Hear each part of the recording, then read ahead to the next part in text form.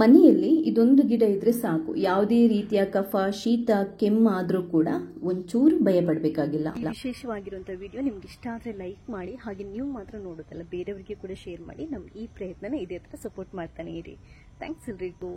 ನೋಡಿ, ಸಾಮಾನ್ಯವಾಗಿ ಈ ಒಂದು ಗಿಡದ ಪರಿಚಯ ನಿಮ್ಗೆಲ್ರಿಗೂ ತುಂಬಾನೇ ಚೆನ್ನಾಗಿ ಇರುತ್ತೆ. ಎಲ್ಲರ ಮನೆ ಅಂಗಳದಲ್ಲಿ ಆಲ್ಮೋಸ್ಟ್ ಈ ಗಿಡ ಇರುತ್ತೆ. ಒಂದು ವೇಳೆ ಇಲ್ಲದಿದ್ರೆ ಕೂಡ ನೀವು ಏನ್ ಮಾಡ್ಬೇಕು ಅಂತಂದ್ರೆ ಇವತ್ತೇ ಎಲ್ಲಾದ್ರೂ ಹುಡುಕಿ ತಗೊಂಡೋಗಿ ಮನೆಯಲ್ಲಿ ಒಂದು ಗಿಡನ ನೆಟ್ಬಿಡಿ. ಯಾಕೆಂತ ನಾನು ಪೂರ್ತಿಯಾಗಿ ಹೇಳ್ತೀನಿ. ಈ ಗಿಡಕ್ಕೆ ಆಕ್ಚುಲ್ ಆಗಿ ದೊಡ್ಡ ಪತ್ರೆ ಅಥವಾ ಇಂಡಿಯನ್ ಬಾರಿಜ್ ಅಂತ ಕರೀತಾರೆ. ಇದು ಎಷ್ಟು ಅದ್ಭುತವಾಗಿರುವಂಥ ಔಷಧೀಯ ಅಂಶಗಳನ್ನು ಹೊಂದಿದೆ ಅಂತಂದರೆ ಈ ಗಿಡದ ಒಂದು ಎಲೆ ಸಾಕು. ಎಷ್ಟೇ ಭಯಂಕರವಾಗಿರುವಂಥ ಶೀತ ಇರಲಿ, ಕೆಮ್ಮು ಇರಲಿ, ಎದೆಯಲ್ಲಿ ಕಫ ಕಟ್ಕೊಂಡಿರಲಿ, ಎಲ್ಲದನ್ನು ತಕ್ಷಣ ನಿವಾರಣೆ ಮಾಡುತ್ತೆ. ಆ್ಯಕ್ಚುಲ್ ಆಗಿ ಇದರಲ್ಲಿ ಇದೆಯಲ್ವಾ, ಈ ದೊಡ್ಡಪತ್ರೆಯಲ್ಲಿ ತುಂಬನೇ ಅಂದರೆ ಜಾಸ್ತಿ ಈ ವಿಟಮಿನ್ ಎ ಮತ್ತು ವಿಟಮಿನ್ ಸಿ ಇರುತ್ತೆ. ಈ ವಿಟಮಿನ್ ಸಿ ಏನು ಮಾಡುತ್ತೆ ಅಂತಂದರೆ ನಮ್ಮ ದೇಹದಲ್ಲಿ ರೋಗ ನಿರೋಧಕ ಶಕ್ತಿಯನ್ನು ಜಾಸ್ತಿ ಮಾಡಲಿಕ್ಕೆ ತುಂಬಾ ಹೆಲ್ಪ್ ಮಾಡುತ್ತೆ. ಹಾಗೆಯೇ ಈ ಕಫದ ಸಮಸ್ಯೆ, ಶೀತದ ಸಮಸ್ಯೆ ಎಲ್ಲ ಇದೆಯಲ್ವಾ, ಅದನ್ನು ಕೂಡ ಕಮ್ಮಿ ಮಾಡುತ್ತೆ. ನಾರ್ಮಲ್ ಆಗಿ ಮನೆಯಲ್ಲಿ ಯಾರಿಗಾದರೂ ತುಂಬ ಶೀತ ಆಗಿದೆ, ತುಂಬನೇ ಕೆಮ್ತಾ ಇದ್ದಾರೆ, ಎದೆಯಲ್ಲಿ ಕಫ ಕಟ್ಕೊಂಡಾಗಿದೆ ಅಂತಂದರೆ ನಾವೇನು ಮಾಡ್ಬೋದು ಅಂತಂದರೆ, ದೊಡ್ಡವರಿಗಾದರೆ 1-2 ಎಲೆ, ಮಕ್ಕಳಿಗಾದರೆ 1 ಎಲೆ ಇದನ್ನ ತಗೊಂಬಂದು ನೀಟಾಗಿ ತೊಳೆದ್ಕೋಬೇಕು.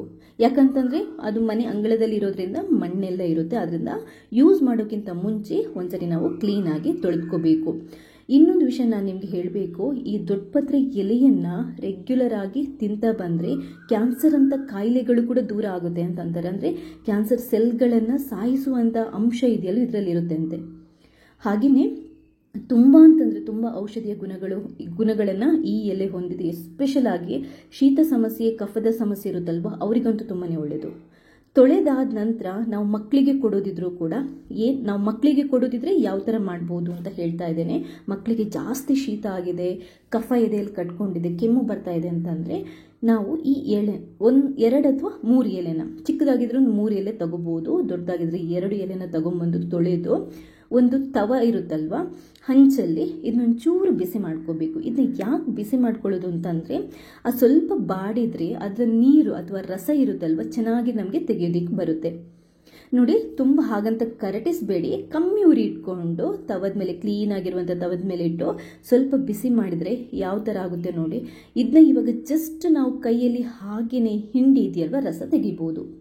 ಮಕ್ಕಳಿಗೆ ಎಷ್ಟು ಶೀತ ಕಫ ಆಗಿರಲಿ, ಜಸ್ಟ್ 1 ಟೇಬಲ್ ಸ್ಪೂನಷ್ಟು ಇದರ ರಸ, ಇದಕ್ಕೆ ಒಂದು ಸ್ವಲ್ಪ, ನಾನು ಆ್ಯಕ್ಚುಲ್ ಆಗಿ ನನ್ನ ಮಗಳಿಗೆ ಶೀತ ಆದರೆ ಇದನ್ನೇ ಕೊಡೋದು. ನಾನು ಬೇರೆ ಫಸ್ಟ್ ಅವಳಿಗೆ ಅಂದರೆ ಈ ಮೆಡಿಕಲ್ಗೆ ಅಥವಾ ಕ್ಲಿನಿಕ್ಕಿಗೆ ಕರ್ಕೊಂಡು ಹೋಗಲ್ಲ. ಇದರಲ್ಲಿ ಏನಾದರೂ ಕಮ್ಮಿ ಆಗಿಲ್ಲ ಅಂತಂದರೆ ಮಾತ್ರ, ಬಟ್ ಇದರಲ್ಲಿ ಕಮ್ಮಿ ಆಗದಿರುವಂಥ ಸಂಭವ ತುಂಬ ಕಮ್ಮಿ.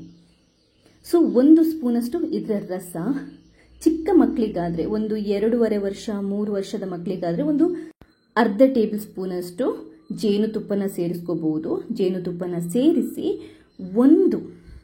ಒಂದು ಕಲ್ಲುಪ್ಪನ್ನು ಹಾಕೋಬೇಕು. ಕಲ್ಲುಪ್ಪು ಇಲ್ಲದಿದ್ರೆ ಪುಡಿ ಉಪ್ಪು ಹಾಕೋಬಹುದಾ ಅಂತ ಕೇಳ್ಬೋದು, ಬಟ್ ಕಲ್ಲುಪ್ಪು ದಿ ಬೆಸ್ಟ್. ಕಲ್ಲುಪ್ಪನ್ನು ಹಾಕೊಂಡು ಜಸ್ಟ್ ಅದನ್ನ ಒಂಚೂರು ಮಿಕ್ಸ್ ಮಾಡ್ಕೊಳ್ಳಿ. ಇದರಲ್ಲಿ ಕಲ್ಲುಪ್ಪು ಕರಗಬೇಕು. ಅದಾದ ನಂತರ ಇದನ್ನ ಹಾಗೇನೆ ಕುಡಿಸ್ಬೋದು.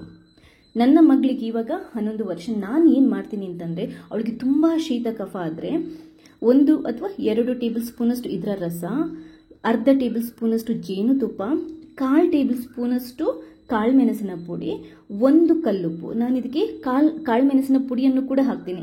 ಚಿಕ್ಕ ಮಕ್ಕಳಿಗಾದರೆ ಕಾಳುಮೆಣಸಿನ ಪುಡಿ ಸ್ವಲ್ಪ ಜಾಸ್ತಿ ಆಗ್ಬೋದು, ಬಟ್ ಚಿಟಿಕೆಯಷ್ಟು ಹಾಕೋಬಹುದು. ದಿ ಬೆಸ್ಟ್ ಅನ್ನುವಂತಹ ರಿಸಲ್ಟ್ ಸಿಗುತ್ತೆ ನಿಮಗೆ.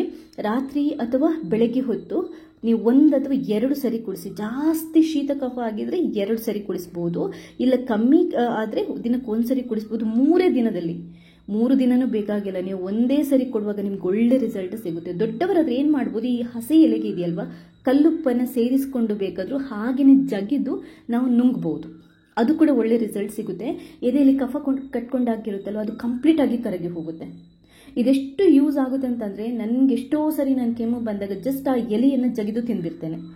ದೊಡ್ಡವರಿಗಾದರೆ 1 ಎಲೆ 1 ಕಲ್ಲುಪ್ಪು ಆರಾಮ್ಸೆ 1 ಟೈಮ್ ತಿನ್ಬೋದು. ಮಕ್ಕಳಿಗಾದರೆ ನೀವು ನಾನು ಆವಾಗ ಹೇಳಿದಲ್ವ ಮೆಥಡ್, ಆ ಮೆಥಡನ್ನೇ ಕೊಡಿ, ಆ ಮೆಥಡಲ್ಲೇ ಮಾಡಿ.